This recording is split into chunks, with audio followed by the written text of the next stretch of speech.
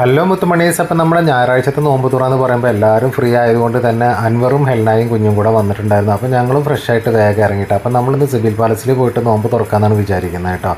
അപ്പോൾ നമ്മുടെ അയാനാണെങ്കിൽ ഇന്ന് 3 നോമ്പ് എടുത്ത കാരണം തോന്നുന്നുണ്ട് ഭയങ്കര ക്ഷീണത്തിലിരിക്കാൻ കേട്ടോ. അപ്പോൾ അവനെങ്ങനെ കൊഞ്ചിച്ചുകൊണ്ടിരിക്കുന്നുണ്ട് നിസാർ അപ്പുറത്ത് ഇരുന്നിട്ട് കേട്ടോ. നമ്മൾ ഈ യാത്ര തുടങ്ങിയിട്ടുണ്ട്, അത്യാവശ്യം കുറച്ച് ഓടാനുണ്ട് കേട്ടോ സിബിൽ പാലസിലോട്ട് നമ്മുടെ വീട്ടിൽ നിന്ന്. അപ്പോൾ നമ്മളങ്ങനെ പോയിക്കൊണ്ടിരിക്കുകയാണ് കേട്ടോ. ഏകദേശം ഒരു അരമണിക്കൂർ മുമ്പ് എത്തണമെന്ന് ടാർഗറ്റ് ചെയ്തുകൊണ്ടാണ് ഞങ്ങൾ പോകുന്നത്. പോകുന്ന വഴിക്ക് നമ്മൾ ഏകദേശം എത്താനായപ്പോൾ മയിലുകളെ കാണുന്നുണ്ടായിരുന്നു, നിറയെ മയിലുകളെ കണ്ടപ്പോൾ എനിക്ക് നാട്ടിലെ കാര്യങ്ങൾ മിസ്സാവുന്നുണ്ടായിരുന്നു കേട്ടോ.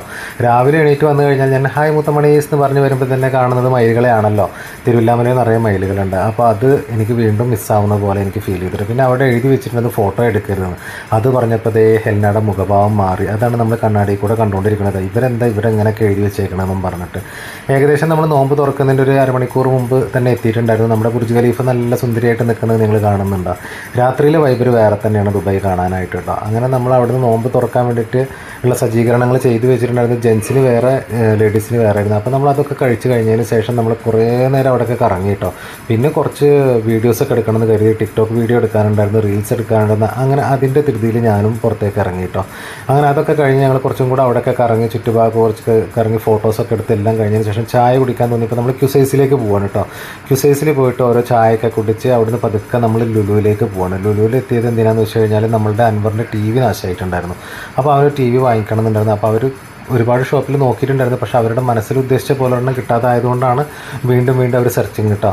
അങ്ങനെ നമ്മൾ ലുലുവിലെത്തിയിട്ട് നോക്കുന്ന സമയത്ത് അവർ ഉദ്ദേശിച്ച പോലെ ഒരെണ്ണം കണ്ടില്ല എന്നാണ് പറഞ്ഞത്. പിന്നെ ചിലതൊക്കെ കണ്ടപ്പോൾ അവർക്ക് അത്രത്തോളം സൗണ്ട് എഫക്റ്റ് ഇല്ല. എനിക്കതിനെക്കുറിച്ച് വലിയ അവയർനെസ് ഒന്നും ഇല്ലാത്തതുകൊണ്ട് ഞാനത് കൂടുതൽ പറയാൻ നിൽക്കുന്നില്ല. പിന്നെ അവസാനം നോക്കി മടുത്തപ്പോൾ നോമ്പിൻ്റെ ക്ഷീണം, നോമ്പ് തുറന്ന ക്ഷീണമൊക്കെ കൂടെ ആയിട്ട് ഹെൽന ഒരു ഭാഗത്ത് ഇരിക്കാൻ തുടങ്ങിയിട്ട് നമ്മുടെ അയാനാണെങ്കിലോ മൊബൈൽ ആക്സസറീസൊക്കെ നോക്കിയിട്ട് അവനക്ക് ആവശ്യമുള്ള സാധനങ്ങളൊക്കെ നോക്കിക്കൊണ്ടിരിക്കുകയായിരുന്നു കേട്ടോ. പിന്നെ ഞാൻ ആ സമയത്ത് വീണ്ടും റീൽസ് എടുക്കാൻ വേണ്ടി നിന്നു കേട്ടോ.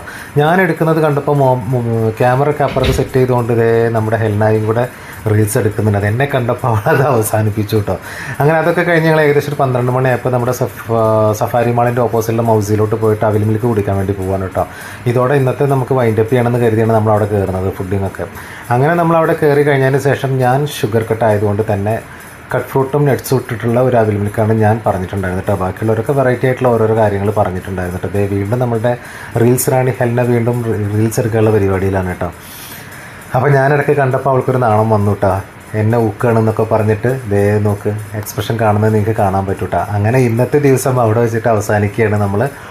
അടുത്ത ഞായറാഴ്ച ഇനി എന്താണെന്നുള്ളത് നമുക്ക് അറിയില്ല, പ്ലാൻ ചെയ്യണം ഇൻഷാ അല്ലാഹ്. അപ്പോൾ ഇനി അടുത്ത വീഡിയോയിൽ കാണാം.